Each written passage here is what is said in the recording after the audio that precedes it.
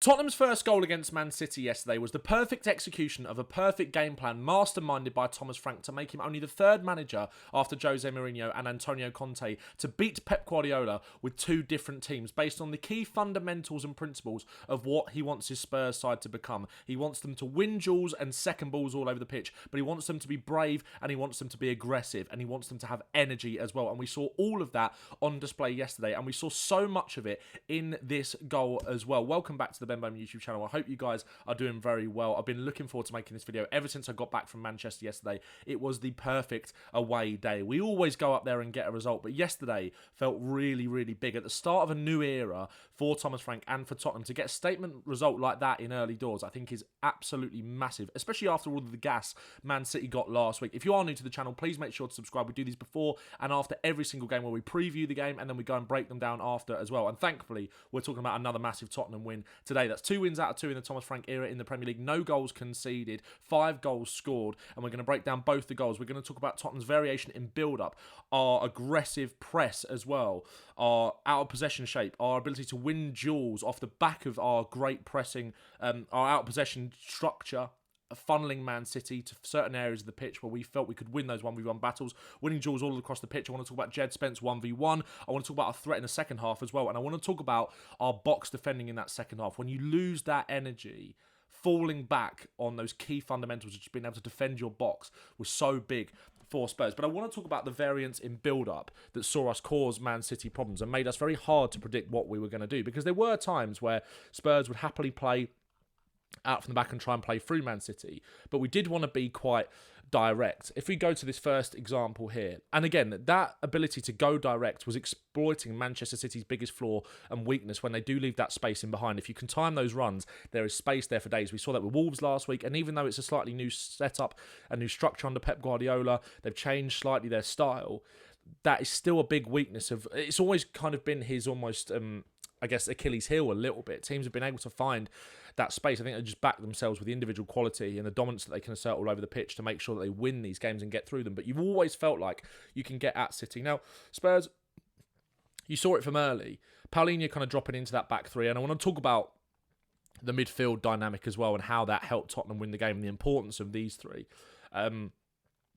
But we saw Palhinha kind of drop into this back three when Spurs were building up a little bit higher at times and look to launch this ball in behind to Mohamed Kudus. We kind of saw it from early. He doesn't quite execute the pass on this occasion, but it gave you an insight into what Tottenham were trying to do. Again here, Spurs work the ball back to Vicario, patient with it, kind of baiting that Manchester City press. Vicario goes out to Van de Ven, out to Spence. Spurs end up funneling back to Vicario, back to Van de Ven here, who Bentancur plays a lovely sort of give and go with. Porro plays it down the line. We've baited that Man City press, but again, we're looking to go direct and get in behind. We've committed a lot of City numbers forward here. You can see Haaland, Marmoush, Cherky, Reinders, Oscar Bob, all kind of committed in that press, and Bentancur is able to get Spurs out of it with his ability to kind of move and recycle the ball round to draw those City players in, and Spurs are composed enough with the players that we have got at the back to get through it. But also, you won't see Pape Matar Sarr in this picture helping out with build-up because he, as he often was, and as we saw the goal,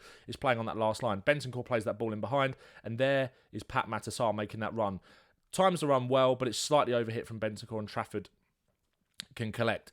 But that was the threat with Spurs. That was what we wanted to do. Again here, Spurs being patient, drawing Man City in. You've got one, two, three, 4 players here up high, kind of looking to win the ball back. Spurs funnel it out to Van de Ven, inside to Bentancur. I thought Bentancur, it was a real return to his best sort of form as we saw under Antonio Conte yesterday. I thought Palhinha and Sarr were outstanding, but Bentancur, I think he had a couple of sloppy moments early, but he really grew into the game. And you see his composure here in these kind of areas when there is an aggressive press, just to wriggle and sneak out of it. And he does exactly that here. And he's able to play the ball back to Van de Ven, who gets it out to Jed Spence, who's able to carry that ball forward. Again, we've played through the Man City press, but again, where we've committed bodies over to this side of the pitch, there is the space for that big diagonal pass to exploit this space. I'm still getting to grips. This is a brilliant tactics board by James Alcott, but this kind of space in behind this City back line. You're looking to hit that space in behind there. Again, just a slightly overhit pass from Jed Spence. It goes out. But again, it was clear what Spurs were trying to do. Bait the press and exploit the space in behind.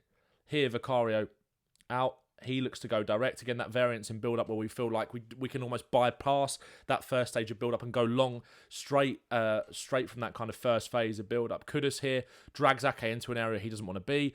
Richarlison, again, it was so often Richarlison was the focal point, but Kudus coming in here from the right-hand side over into the centre of the pitch, using that back to goal play that we saw so well in the PSG game, and we can then feed off the scraps of that with his strength. It doesn't quite drop to Richarlison. Oh, it does actually drop to Richarlison, but they just get in there first and nick it. But again, there was that variance in build-up. We were always looking to exploit the space in behind, but there were often times where we would just kind of skip that first phase and go direct to keep them kind of guessing as to what we were going to do. We saw that with the Kudus moment as well, where James Trafford arguably should have been sent off. I could see that from out of space where I was at Man City yesterday in that upper tier.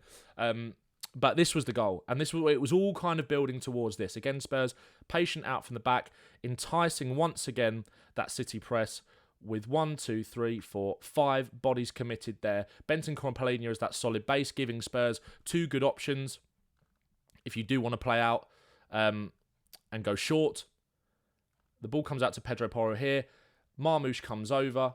Porro knows that he's going to have Sarr making that run. He plays it down the line. Sarr drags Ruben Diaz over into that space. Richarlison has isolated Stones in the middle, and he knows if he can time that run right. Sarr gets the flick on. You've still got Kudus kind of who can pick this up. At worst, right, this is if Sarr's flicking this back into play, he executes the header perfectly for Richarlison to run in behind. But you've also got Kudus kind of stealing a march on Ake to benefit off that, and then he can take that ball into the space anyway. You kind of bait them, and with the runners, that dual winning ability all across the pitch, whether that is in the air or on the ground, Spurs know they're going to win a lot of these individual battles, and they can capitalise off of those second balls dropping in our favour. And it drops for Richarlison, who times his run absolutely perfectly, gets in behind, and this is exactly why Brennan Johnson played this game. In my predicted lineup yesterday, I thought, to be honest, and maybe I was oversimplifying it, maybe we just go with the same game plan that we saw against PSG and maybe bring Johnson off the bench if Spurs are able to get the lead and kind of exploit the space that opens up after that. But Rico Lewis started the game, and as soon as I saw Johnson on the pitch, I knew we could target them from early. We went with the back 4 rather than the back 5. We were brave, and as you can still be brave and aggressive in that back 5 shape, we shouldn't get too hung up on that necessarily, because we still saw us being aggressive, getting in the faces of PSG, pressing high, just like we did yesterday, and that's what I want to kind of come on to next with that back 5. But adding that weapon in with Johnson, sacrificing a little bit at the back in terms of that solidity to get to kind of take a gamble on being able to exploit the space further up the pitch when that was so clearly Spurs' game plan. It worked to a T. Johnson quite ineffective in build-up, but once again, there is no one better at sensing an opportunity, getting in this kind of space. Richarlison puts it on a plate for him, and he does the rest as usual. Again here, you see it a little bit clearer. You've got, in that kind of man-to-man City press, you've got Marmoush going out to close down Porro. You've got this kind of, you've got Cherky and Reinders on this double pivot of Bentancur, Oscar Bob on Van der Ven, Romero on Haaland, man-to-man press here. And Sarr drags Gonzalez back because he knows he's got to kind of keep an eye on him. Sarr joining up on that front line in that final third, as he did so much, kind of making a part of a front 4, playing off Richarlison. Gonzalez kind of loses Sarr here, as you can see. You can see the connectivity between Bentancur, Palhinha, and Sarr working as a midfield 3, but Sarr makes that burst, takes that gamble, plays off of Richarlison as that kind of second striker, and he knows that he's lost Gonzalez. He's got him for pace, he's got him for that physicality. He knows once he kind of steals a march on him, he's not going to be able to catch up. He drags Diaz, as I said, into that area that he doesn't want to be in. He can isolate him. Stones is isolated. He's 1v1 against Richarlison. Kudus as well does really well here, because I think what he does with his physicality, he delays Ake being able to get back. And what he does do, as I said before, because if Sarr wins that knockdown, which he obviously does here, wins the header, because Kudus is able to kind of get away from Ake, he's got that momentum. Ake might be in front of him here, but because Kudus has wrestled away from him and started that burst, Ake was obviously goal side, but Kudus has won that physical duel, meaning that he can kind of get round the corner quicker and he can hoover up the scraps there from Sarr. He would get there first before Ake, but it's such a brilliant header from Sarr, and Richarlison does what he does. It's a perfectly timed run, and he squares it, and Spurs are in. And another way that Spurs executed the game plan perfectly, which led to the second goal, and it was kind of the second phase of what Spurs were doing. We were being direct, we were being deep, we were being compact, we were being hard to break down in our out of possession structure. But the second thing that we did do, which once again went hand in hand with all of the principles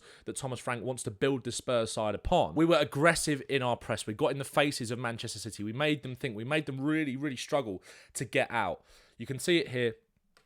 Spurs in that Man City half, in their faces, forcing them to go back. And when you've got the energy of someone like a Richarlison who's going to run and run and run and give everything for you, it's important that you have got two strikers that can do this, because I think Richarlison started to tire as the game went on, and to be able to bring Solanke on, who once again is such an efficient and aggressive, effective presser, is really, really dangerous for Tottenham kind of going forward. And we can rotate those two really nicely, because they both offer you so much in these kind of games, right? Richarlison forcing Trafford to make that pass to Stones. Stones clips it down the line, where Spurs have kind of not really offered him many options.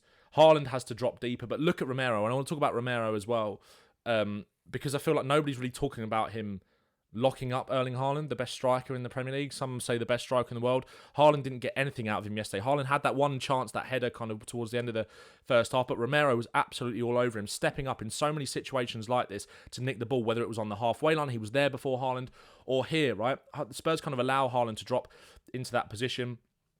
They forced City to go a little bit longer because there isn't space to play through. Spurs have kind of locked off that first phase of City's build-up, forcing them to go a bit longer, forcing Haaland to come a little bit deeper to collect it. Romero just gets in there and is so aggressive, and Spurs' counter-pressing was fantastic yesterday. Romero was such a big part of that, stepping up, winning it, and then Spurs win the free kick off the back of it with Haaland diving in on Richarlison. Again, Spurs forcing City back. Richarlison on Trafford, forcing the error, just like we did for the second goal, out to that left-hand side, and then Spurs in a good shape here to press and try and win that ball back. You've got how many players have you got here? You've got Richarlison, Kudus, Bentancur, Spence, Sarr, Palhinha, all in there, trying to nick that ball back off City, forcing them back towards their own goal. Palhinha, like a rabid dog in there, and I want to talk about Palhinha in terms of his duel-winning stats a little bit later on.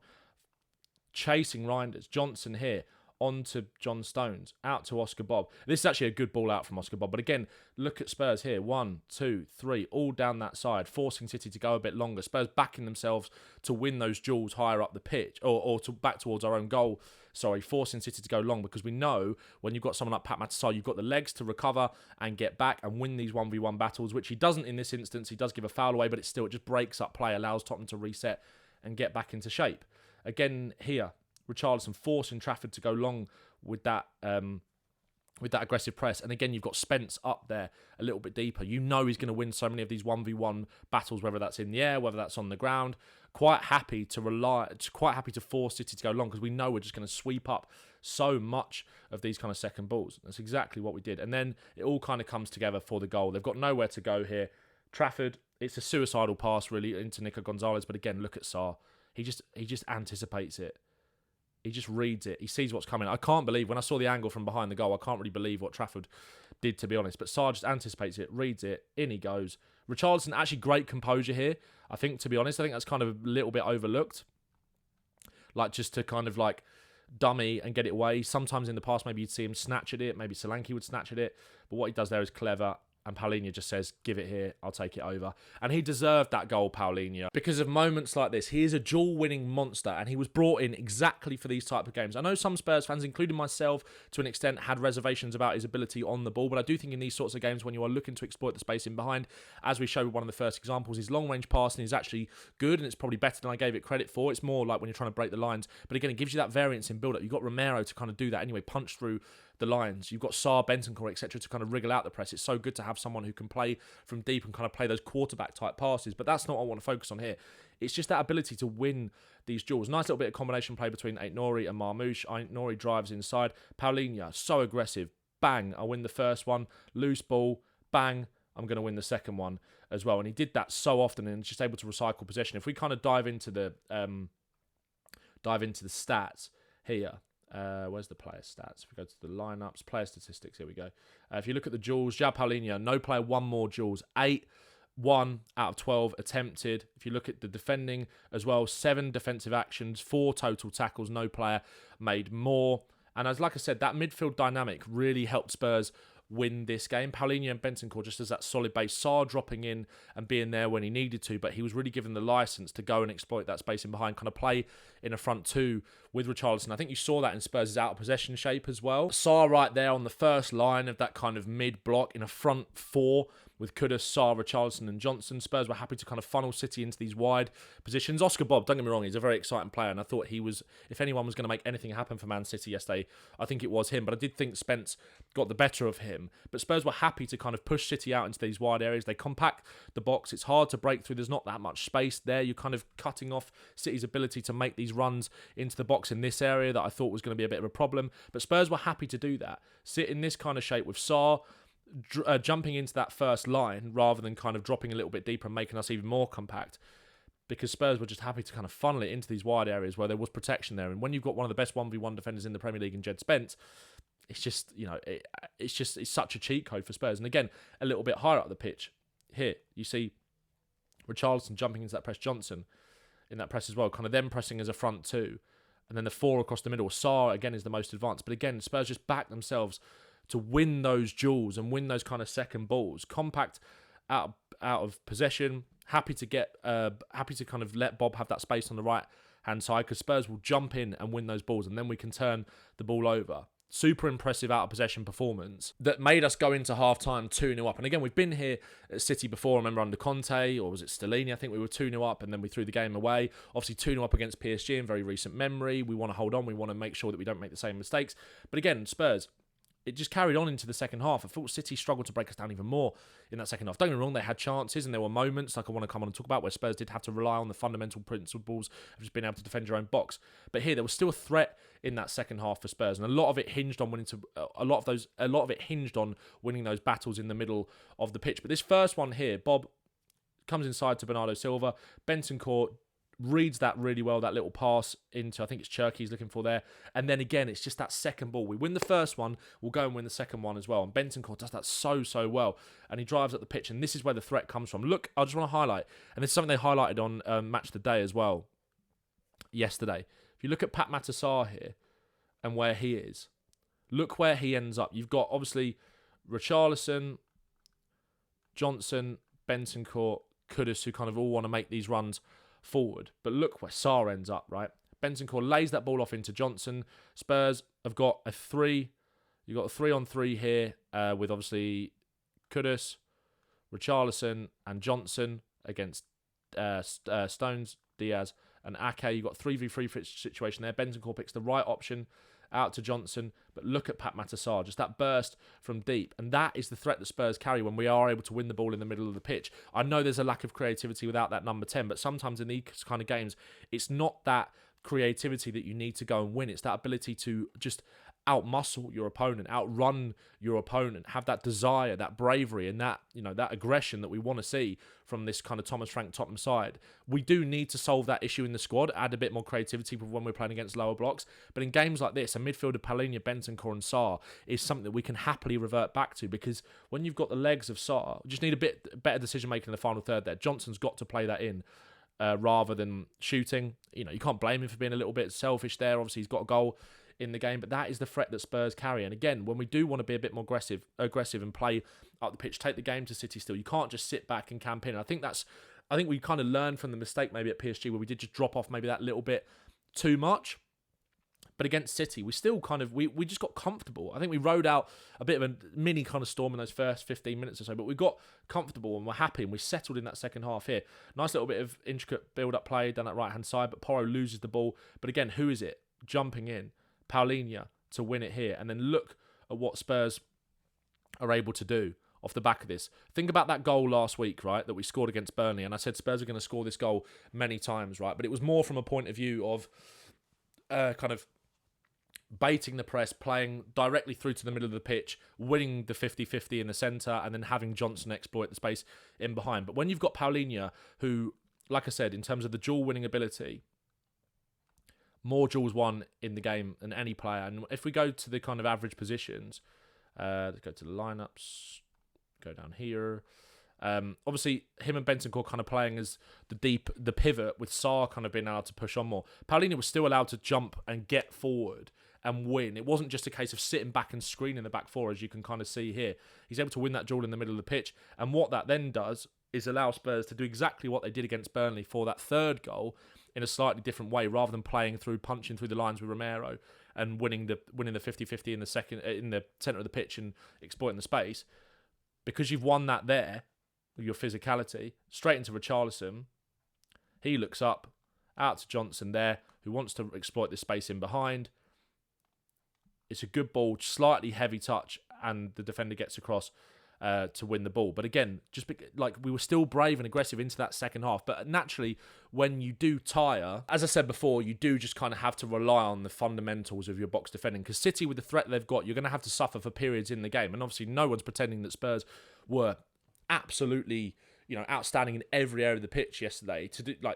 I think we were very, very good. But obviously, there are moments where there were a few ropey moments playing out from the back, a little bit of lack of composure maybe from Vicario at certain points, even though I thought his save from Marmoush was really, really good, and obviously they were able to get in behind us. But the quality they have got, they're going to make you suffer. And again here, Doku, fresh legs against Porro, had to do a lot of defending against Marmoush. He twists him inside out, but then Van der Ven there with the crucial block in there to cover. Joao Palhinha here as well. City get a chance, Ake gets the shot in, Palhinha makes the block. And look at here, what I want to highlight. I just want to highlight this. Little celebration. Look at Palhinha there, the big fist pump. You've got to want to do it, right? And I do think Spurs have got a lot of players that want to defend. And I know under Ange it was a much more aggressive, kind of fluid attacking system, right? And I think we're going to see elements of that with Thomas Frank for sure. It's that blend of that ability to kind of sit back and suffer at times, but back yourself in defending your own box, but also taking the game to teams. And we saw that balance perfectly yesterday. But you've got to have the right characters that are going to want to do it as well. And I do think, people might question Porro's defensive ability, for example, at times, but I think he has got that desire to defend. I really do think he does. You see when he celebrates everything. Romero, Van der Ven, so aggressive in there. Palhinha as well, Bentancur, Sarr, they all want to do it. Kudus as well wants to do it. I think he's just such a valuable asset from a defensive point of view as well in helping on Porro. And Kudus, I haven't spoken about Kudus much in this video, but I thought he was phenomenal once again yesterday, giving Spurs that threat on transition, that ability to hold the ball and just take off a bit of pressure, take players out of the game. I think the fact that when you've got someone who is as strong as Mohamed Kudus, naturally you're kind of people are. Oh, let me just get rid of that. When you've got let me just get back to my clicker. Where is it? When you've got a player like Kudus who's so good 1v1, but he's also so durable in running the challenge, you quite often see players doubling up on him, which then frees up Brendan Johnson a little bit more on that other side, because naturally everyone kind of shuffles over a little bit and Johnson can then kind of go and exploit that space that's then left in behind here. That's obviously not exactly how it's going to work, but you get the idea of what I'm trying to say, right? But Kudus, like I said, you've got monsters who want to win duels, who are so physically strong, but have also got that desire to want to do it. And I think there's not many better examples in the team right now than Jed Spence, who had an amazing battle 1v1 against Oscar Bob yesterday. Oscar Bob came out on top a few times, but Jed Spence, I think, had the lion's share of winning that battle. And there was one example that I really wanted to highlight here, and I said it towards the end of the second half when I was at the game. He's done so well here, because Bob stops. He keeps stopping and dragging the ball back to him, as you can kind of see there, right? He's got his foot. He wants to drag Jed Spence forward to commit him so he can then just make that burst past him and get in.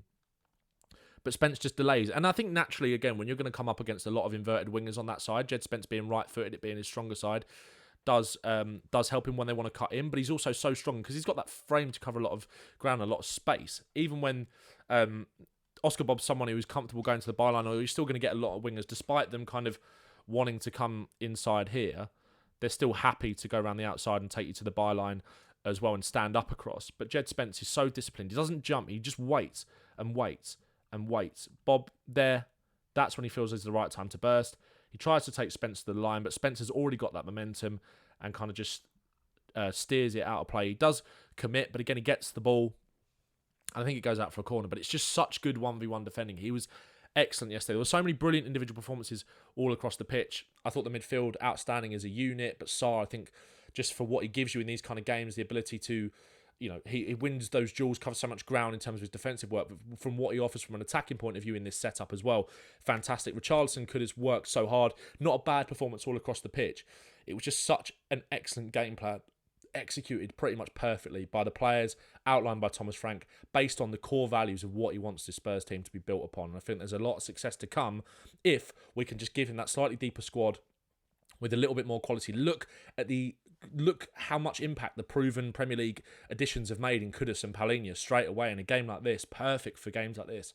Levy's got to do his job now, and in the last week of the window, pull his finger out, because the players are doing theirs, the manager's doing his. There's a real chance to do something special here, because in big games, I think Tottenham are going to be a real problem. Make sure to like the video if you enjoyed it. Make sure to subscribe to the channel. Let me know who your man of the match was in the comments, and I'll see you hopefully this week for some transfer bits. Nice one.